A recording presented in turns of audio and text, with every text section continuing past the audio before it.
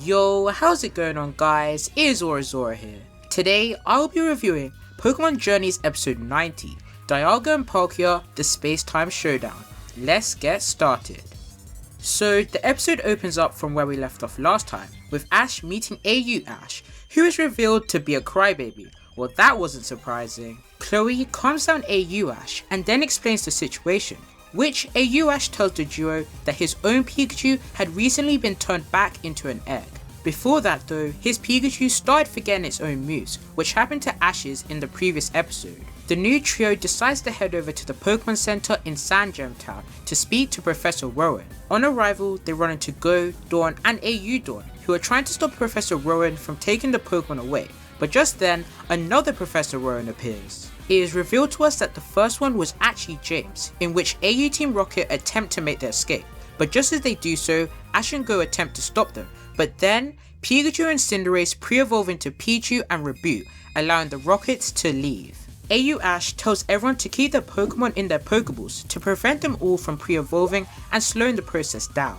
Ash decides to keep Pichu in his pocket, which was so cute. Afterwards, the group speak to Professor Rowan, who tells them that they need to speak to Dialga and Palkia on top of Mount Coronet, to which they determinedly agree.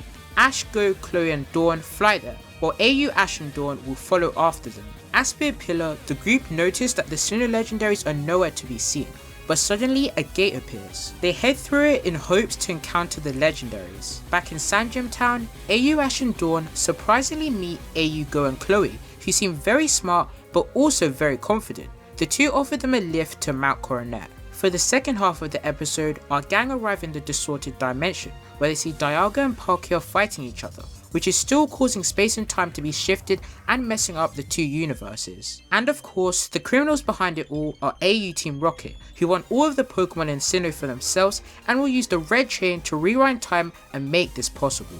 Ash and Go try to stop them again, but their Pokemon are immediately turned back into eggs, meaning they are unable to battle. But just in the nick of time, the AU gang appear to rescue everyone, and they make a new plan to save Dialga and Palkia.